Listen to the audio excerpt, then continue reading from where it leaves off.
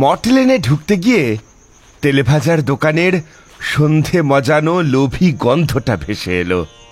কিশোরী বলল, আজকে শুধু বেগুনি নাও, ঝাল বড়া আর খেতে পারবো না, সর্দিতে মুখটা একেবারে বুঝে গেছে গো। বলেই সে পর পর 4খানা হাঁচি জুড়ে দিল। আমি বললাম, হ্যাঁ হ্যাঁ সেই ভালো, গিয়ে চারিকে বলবো চায়ে যেন একটু আদা দিয়ে দেয়। বেগুনি নিয়ে কিশোরীর সঙ্গে যখন তারানাথের বাড়ি ঢুকলাম তখন দেখি আর এক কাণ্ড। বাবা, তোমায় বলে দিচ্ছি, গলা থেকে চাদরটা সরাবে না, তাহলে কিন্তু তোমার গলা ব্যথাটা আর সারবে না। আচ্ছা বাবা, আচ্ছা, আমি গলায় চাদর চড়িয়েই রাখবো। এ কি ঠাকুর মশাই, আপনার গলা ধরল কি করে? তারানাথ কেশে বললেন, গলা সবার যেভাবে ধরে সেইভাবেই ধরেছে। কিশোরী অমনি আর একটা হাঁচি জুড়ল। চারি বলল, এ কি কাকা বাবু, আপনার এত ঠান্ডা লাগলো কি করে? আরে আর বলো কেন মা, তোমার কাকিমার মাসির বাড়ি গিয়েছিলাম, প্রত্যন্ত গ্রাম অঞ্চলে। সেখানে তারা এমন জামাই আদর করলে, পুকুরের মাছ ধরে যেমন খাইয়েছে তেমনি পুকুরে চান করিয়েছে। একেবারে মনের সুখে। আরে এই বয়সে কি যখন তখন আর যা তা শরীরে সয়? পুকুরে নেমে জল গায়ে লাগতেই একদম সর্দি কাশি জ্বর বেঁধে সে একসা কাণ্ড। বলেই নাক টেনে কিশোরী আর একটা হাঁচি দেওয়ার উপক্রম করেছে। আমি অমনি বললাম, দেখো, খামোখা আত্মীয়দের নামে দোষ দিও না। তোমায় তারা পুকুরে স্নান করতে বলেছে, বলতেই পারে, গ্রামে তো আর পুকুর ছাড়া চান করার তেমন কোনো ব্যবস্থা নেই। কিন্তু তুমি পুকুরে নামতে গেলে কেন? পাড়ে বসেও তো মাথায় ঘটিতে করে জল ঢেলে স্নানটা করতে পারতে, তবে তো আর এত ঠান্ডা লাগতো না। কিশোরী নাক মুছতে মুছতে বলল, বলো না বিভূতি, এককালে সাঁতার শিখেছি। হাতের কাছে পুকুর পেয়ে যদি একবার জলে নেমে সাঁতার না কাটি তবে তো জীবন বিফলে যাবে গো। সুযোগটা পেলামও, সেই লোভ আর সামলাতে পারলাম না। একেই এই মাঘ মাসের শীত, তার উপরে ঝাড়া 1.5 ঘন্টা ধরে জলে ছিলাম, সাঁতার কেটে হাতে পায়ে জং ঝাড়াচ্ছিলাম। অমনি আবার হাঁচি দিল কিশোরী। চারি বলল, দাঁড়ান, আমি আদা দিয়ে চা করে আনছি। সে কি চারিমা, তুমিও জ্যোতিষবিদ্যার চর্চা করছো বুঝি? কেন কাকা বাবু? না না, তোমার কিশোরী কাকাকে আসতে আসতে আমি এই একই কথা বলছিলাম, যে তোমাকে বলবো একটু আদা দিয়ে চা করে দিতে, কিন্তু মুখে কিছু বলার আগেই তুমি ব্যবস্থা করতে যাচ্ছ, তাই বললাম। না না, ও সব কিছু নয়, ও তো আজ 2 দিন হলো ওই সবই করছে। আদা দিয়ে চা, মধু দিয়ে বাসক পাতা, এই আমাকে সারিয়ে তুলছে আর কি। এবার আমি ঠাকুর মশাইয়ের দিকে তাকালাম, তাই তো চোখ মুখ এক্কেবারে বসে গেছে, ঠোঁটের উপর নাকের নিচের অংশটা ঘষে ঘষে লাল হয়ে গেছে। হাতের বেগুনির ঠোঙাটা চারির হাতে দিয়ে বললাম, শরীরটা বড্ড খারাপ না ঠাকুর মশাই? কোথায় যেন গিয়েছিলেন পরশুদিন, আর কাল সকালে ফিরেছেন। এই শীতের মধ্যে ঘোরাঘুরিতে অসুখ বাঁধিয়েছে আর কি। আপনারা বসুন, আমি আসি। বলে চারি চলে গেল। আমরা বসলাম। কিশোরী আমার দিকে তাকালো। সে আজ কিছুই করেনি। আমি এসে তারানাথের হাতে প্যাকেটটা দিতে দিতে বললাম, এগুলো হলো গিয়ে উপলক্ষ, ভুল হলে লক্ষ্যভ্রষ্ট হব। আসল লক্ষ্যটা ঠাকুরমশাই বুঝলেন। বললেন, গলার যা অবস্থা, কি করে কি বলি, কিন্তু বলার আছে অনেক কথাই। এই সবের মূলে হলো জল। আবার কথা বলছো বাবা? এই নিন, আপনারা চা খান। বাবা নাও। চায়ের কাপে চুমুক দিয়ে খুব আরাম হলো। আদার গন্ধে পেয়ালা ভরে আছে। চা বেগুনি শেষ করে ঠাকুরমশাই বললেন, গল্পটা বলছি, তবে বেশি প্রশ্ন করো না, আমি উত্তর দিতে পারবো না। গলায় বড় ব্যথা। তাছাড়া চারি শুনতে পেলে রাগারাগি করবে, তাই একটু নিচু গলাই বলছি। হ্যাঁ, আমি বললাম, হ্যাঁ হ্যাঁ, আপনি শুধু বলুন, বাকিটা আমরা বুঝে নিচ্ছি।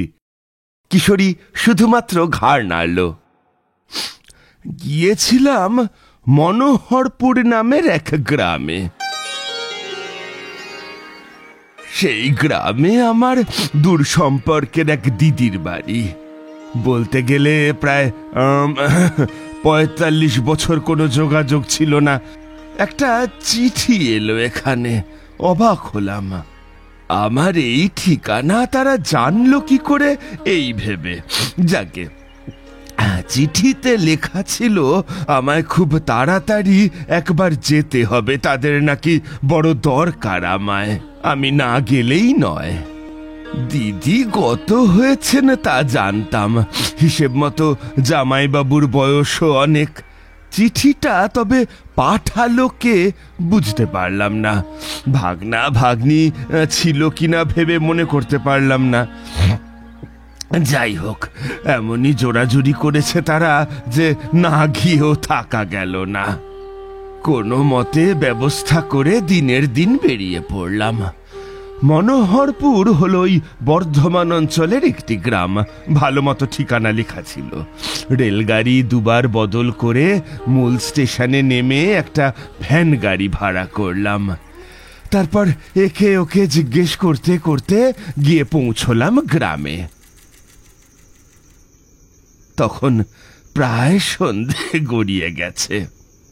এমনিতেই শীত, আবার গ্রামের দিকের ঠান্ডা তো মাত্রা ছাড়া। দিদির বাড়ি গ্রামের একেবারে শেষ প্রান্তে। সেখানে গিয়ে যখন পৌঁছলাম তখন বেশ রাত। চলে তো এলাম এতটা, এখন এদের ডেকে কি বলবো, কারোর নাম তো জানি না।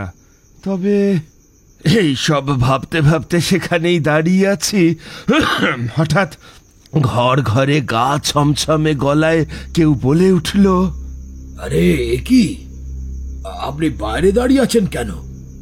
ভিতরে আসুন। একটা ভাঙা পুরুষালী গলা শুনে চমকে তাকালাম।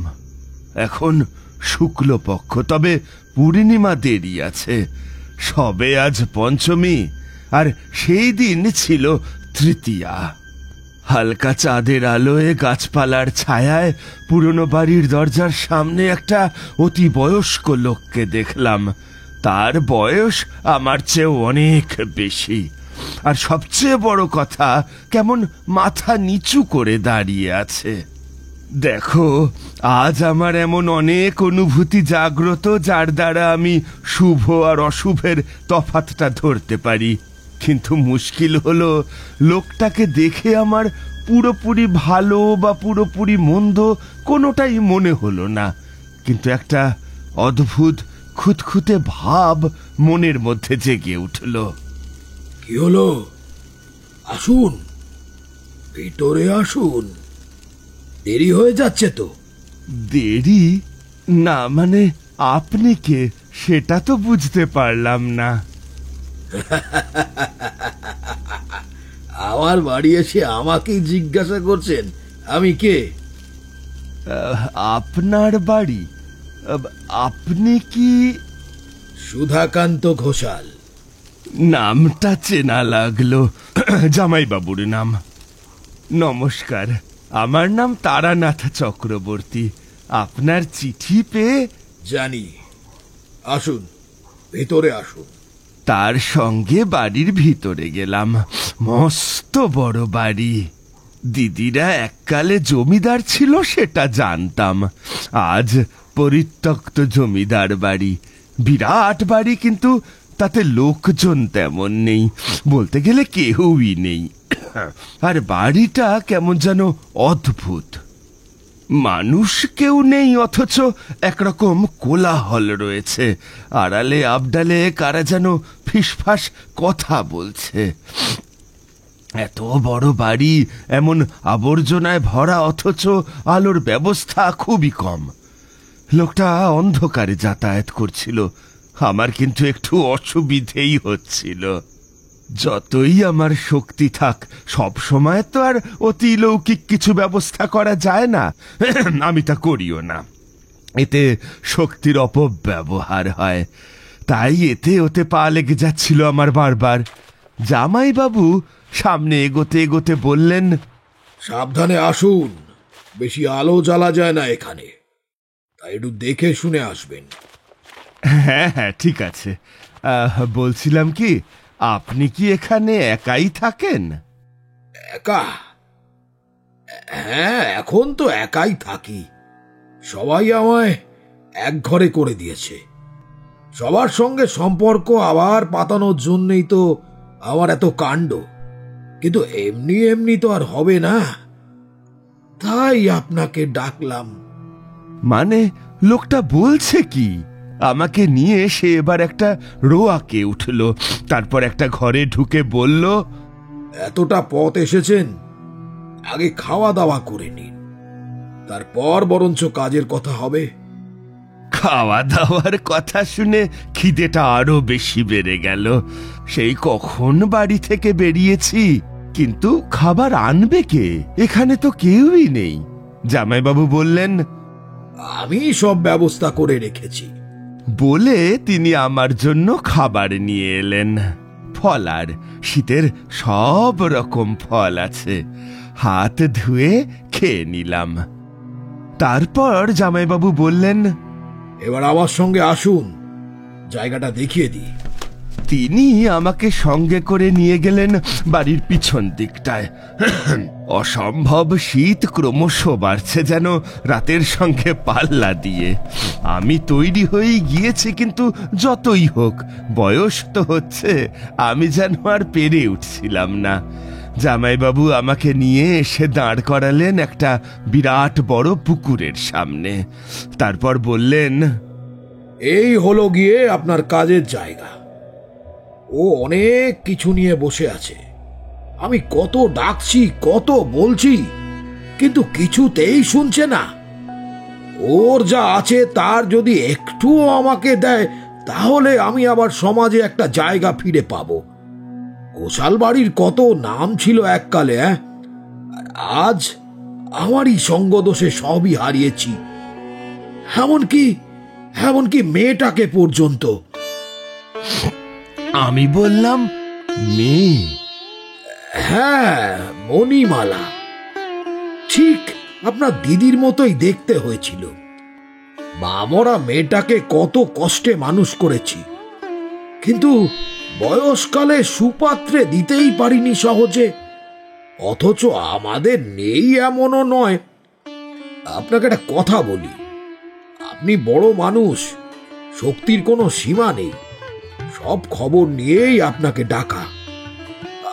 আপনি একটু দয়া করুন, সে তো আপনারও ভাগ্নি। হ্যাঁ, তার মঙ্গলে এইটুকু করুন। কি আশ্চর্য! আমি কি করব সেটা তো বলুন। আর আর মণিমালা কোথায়? মণিমালা? ওই তো আমার মালা। এ কি? তার চোখের ইশারায় আমি তাকালাম জলের দিকে। তখনই দেখলাম দৃশ্যটা। অগাধ জলরাশির মাঝখানে ভেসে আছে একটি মেয়ে। এখানে চাঁদের আলো প্রায় নেই। চারপাশের বড় বড় গাছের ডালপালা অন্ধকার করে রেখেছে পুকুরটাকে। তবু আমি দেখতে পাচ্ছি কি করে? তবে কি পুকুরের জলের ভিতর কোনো রকম আলো আছে? এইবার আমার বুকের ভেতর ঘন্টায় যেন ঘা পড়ল, কিন্তু বিপদের নয়, সাবধানের। আমি জামাইবাবুকে বললাম, জামাইবাবু, মণিমালা এইভাবে? আচ্ছা, আপনি কি বলছেন বলুন তো, কি হয়েছে? জামাইবাবু এইবার যেই কথাটি বললেন, সেই কথাটা শোনার আগের মুহূর্ত অবধি আমি ধারণা করতে পারিনি যে তিনি এমন কিছু বলতে পারেন। জলযক্ষ। তার কাছে সব গচ্ছিত রাখতে গিয়ে আমি তাকে সব কিছুর কর্তা করে বসিয়ে দিয়েছি একটা শব্দের ভুলে। আর সেই অপরাধেই আমি শাস্তি ভোগ করছি। জলযক্ষ, চমকে উঠলাম আবার।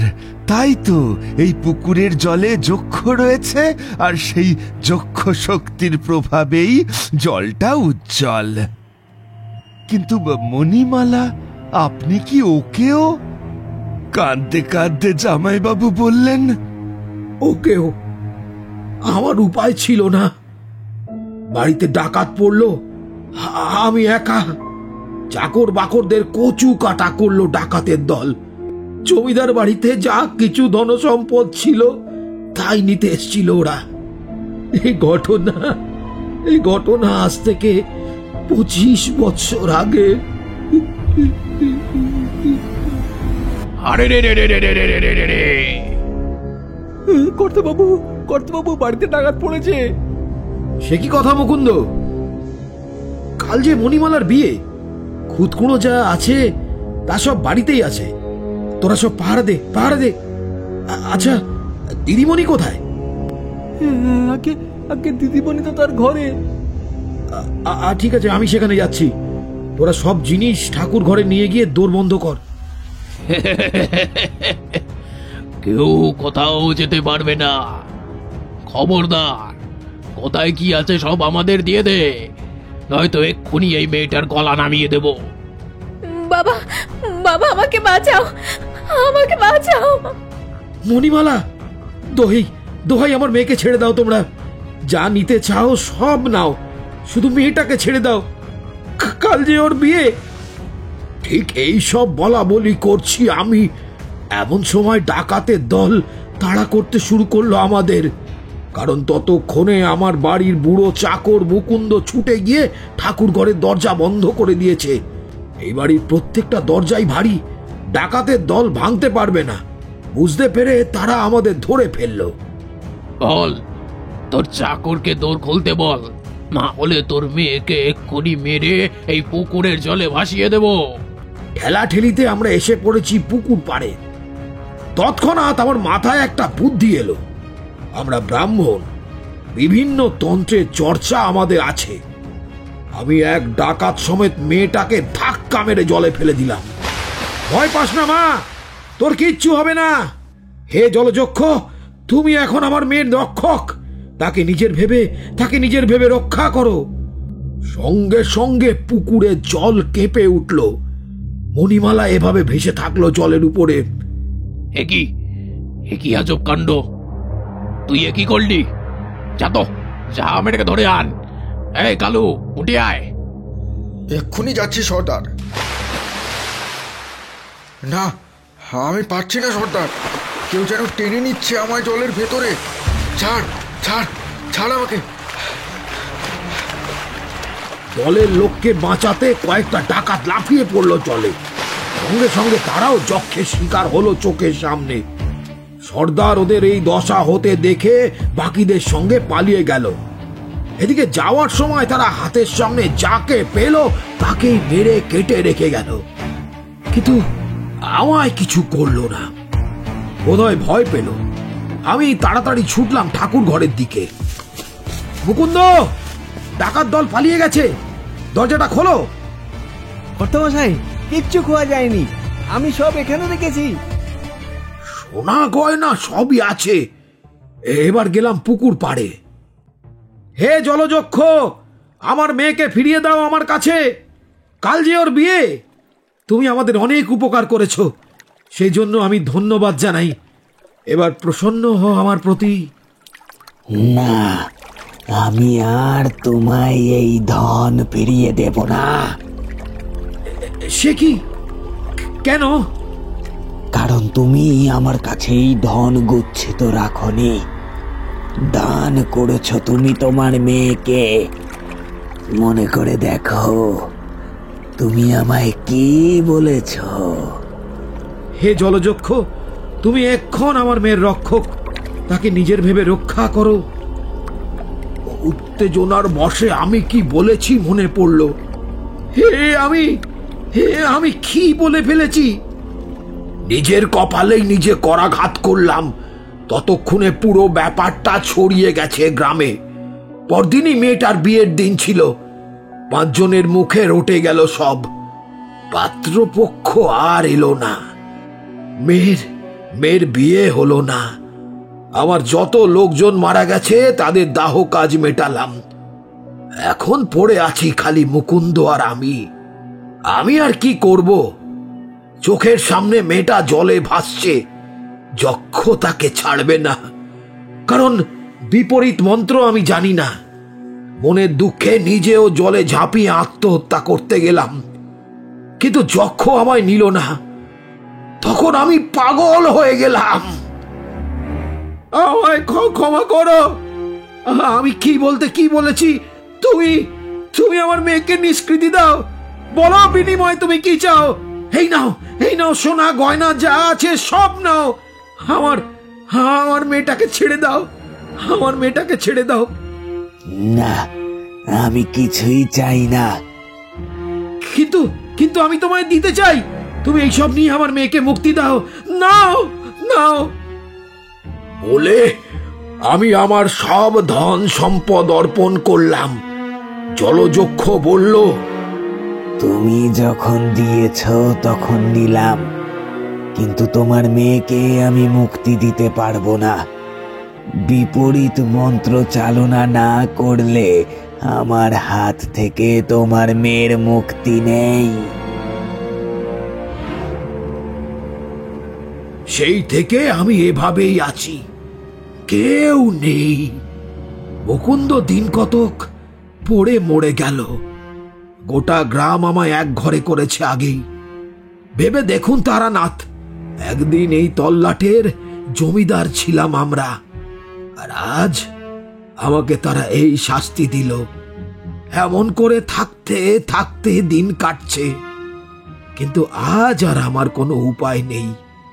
এই সংকল্পটা নষ্ট না করতে পারলে আমি শান্তি পাচ্ছি না। কোথাও গিয়ে শান্তি পাবো না। আপনি আমাকে একটু সাহায্য করুন। তখন আমি বুঝতে পারলাম সব। মনে মনে মধুসুন্দরী দেবীকে স্মরণ করে তার দিকে তাকালাম। তারপরে বললাম, এই হয়, কর্মফল মানুষের পিছু ছাড়ে না, তা এখানে হোক বা ওখানে। বেশ, আমি আপনার না বুঝে করা ভুল সংশোধন করে দিচ্ছি।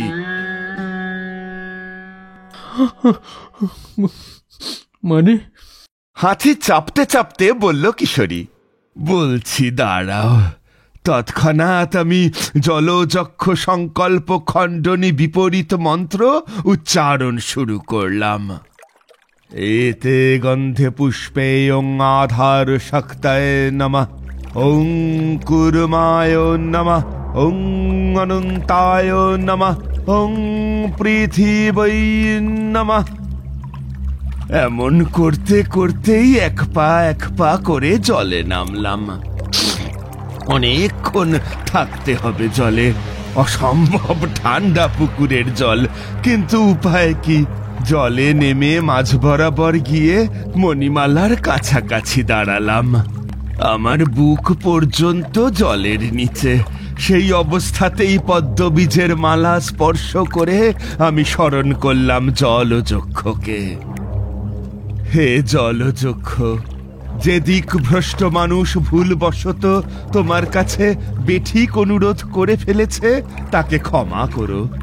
আমি তারানাথ তান্ত্রিক তোমায় বলছি, মণিমালাকে তোমার তত্ত্বাবধানের বাইরে যেতে দাও। বেশ, তাই দিলাম, কিন্তু বিনিময়ে আমারও তো কিছু চাই। কি চাই তোমার? একজনের মুক্তি হলে আর একজনকে আমার চাই। কি আবোল তাবোল কথা বলছো? এখানে মণিমালার বিকল্প আর কে আছে? কেন, তুমি? আমি? জলযক্ষ এবার আমার চোখের দিকে তাকিয়ে আমায় আহ্বান করা শুরু করলো। আমি জলে তলিয়ে যাচ্ছি ধীরে ধীরে। সে কি, আপনি জলে তলিয়ে যাচ্ছেন? হ্যাঁ, যক্ষ আমায় টেনে নিচ্ছে। কিছুটা পরেই আবার ভাসিয়ে দেবে আমাকে। সে আমায় গ্রাস করছে। আমি মরবো না, কিন্তু বন্দী হব তার কাছে। এটাই কি আমার ভবিতব্য? কিন্তু কিছুই করার নেই। আমি তখন অন্য একজনের মুক্তি সাধন করতে এসেছি। নিজে কোনো রকম ব্যবস্থা না করেই জলে নেমেছি আমি, কারণ এতটা তো আমি ভাবিনি। ভেবেছিলাম কথায় আর মন্ত্রে কাজ হবে, কারণ যক্ষ যে এতখানি আগ্রাসী হয়ে উঠবে তা আমার জানা ছিল না। চারির মুখটা মনে পড়ল। পুকুর পাড়ে জামাইবাবু দাঁড়িয়েছিল। মণিমালা মুক্তি পেয়েছে। সে মুহূর্তে গিয়ে উঠল পাড়ে। বাবা, আমি তোমার কাছে আসতে পেরেছি বাবা। এ কি, আপনি সরে যাচ্ছেন কেন? আমি তোর কাছে আর থাকতে পারবো না মালা। শুধু তোর ঠানে পড়েছিলাম এতক্ষণ। এখন তুই মুক্ত, আর আমিও শান্তি পেয়েছি। তাই তাই বিদায়। না বাবা, না না না, যেও না। এদিকে আমি তলিয়ে যাচ্ছি। সঙ্গে সঙ্গে মধু সুন্দরী দেবী আবির্ভূতা হলেন। স্তব্ধ হও। ওকে স্পর্শ করো কোন স্পর্ধায়? ও আমার কৃপাধন্য। ছাড়ো, ছেড়ে দাও ওকে। মধু সুন্দরী দেবী, রক্ষা করুন। না, আমি ছাড়বো না। আমার চাই কাউকে না কাউকে। মধু সুন্দরী দেবী তৎক্ষণাৎ দারুণ মায়া বিস্তার করলেন। তারপর আমার চোখের সামনে গজিয়ে উঠল আর একটা তারানাথ। দেবী বললেন, তুমি আমার হাতটা ধরো। আমি মুহূর্তে হাত বাড়িয়ে দেবীর হাতটা স্পর্শ করতেই দেবী আমায় টেনে পাড়ে তুলে নিলেন। আর অগাধ জলের রাশিকে কাঁপিয়ে তুলল ভারী কিছু একটা ওজনের জিনিস। তাকিয়ে দেখি, এ কি, যক্ষ ক্রমশই জলের নিচে তলিয়ে যাচ্ছে যে। ওটা কে? বলে উঠল মণিমালা। আমি হেসে বললাম, মায়া তারানাথ। মণিমালা সেখানেই জ্ঞান হারায়। মধু সুন্দরী দেবীকে বললাম, দেবী, ধন্যবাদ দেওয়ার ভাষা নেই। চারির জন্য মনটা বড়ই টানছিল। মরবার সময় আমার ওই একজনের কথাই মনে পড়ল। এখন আর এখানে সময় নষ্ট করো না। তুমি বেরিয়ে পড়ো এখান থেকে। কিন্তু এই মেয়েটির কি হবে দেবী? মেয়েটার আবার কি হবে? সে তার বাবার কাছে থাকবে। তার বাবা কি আর ইহলোকে আছে? আমি বললাম, তার মানে?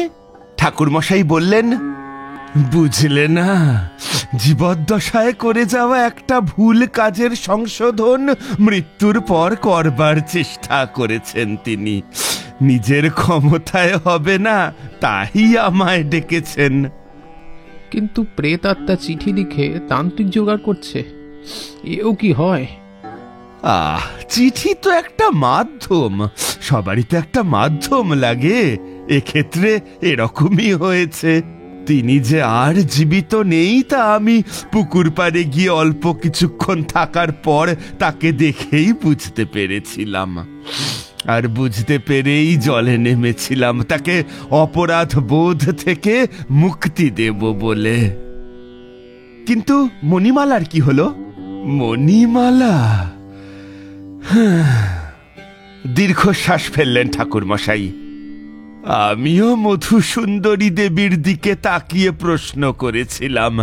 দেবী আমায় বলেছিলেন, স্পর্শ করো ওকে। এ কি দেবী? মণিমালা?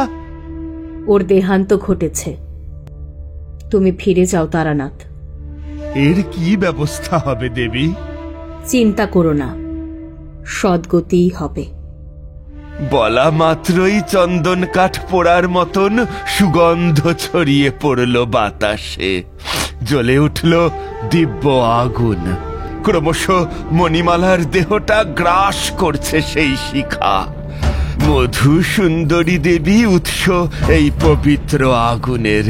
আমি দু চোখ ভরে কিছুক্ষণ দেখলাম দৃশ্যটা। তারপর জামাইবাবু, এই বাড়িতে অপঘাতে মারা যাওয়া সমস্ত কাজের লোক, মুকুন্দ, আর সব শেষে মণিমালার আত্মার ঊর্ধ্বলোকে গতি প্রাপ্তির প্রার্থনা করলাম মন্ত্র উচ্চারণ করে। ওং নমঃ শিবায় শম্বায় শান্তায় পরমাত্মনে। তারপর আর দাঁড়ালাম না, পায়ে পায়ে ফেরার পথ ধরলাম। সারা রাত পথ চলে ভোরের গাড়িতে ফিরেছি কলকাতা। আর তারপর যা দেখছো, সর্দি মুছে মুছে নাকের পাটা লাল হয়ে গেছে। চারি এত পাচন খাওয়াচ্ছে যে আমার পেটটা একটা কবিরাজি ঘর হয়ে দাঁড়িয়েছে। ঠাকুরমশাই এই অবধি বলে চুপ করলেন। আমি বললাম, কিন্তু কি আশ্চর্য!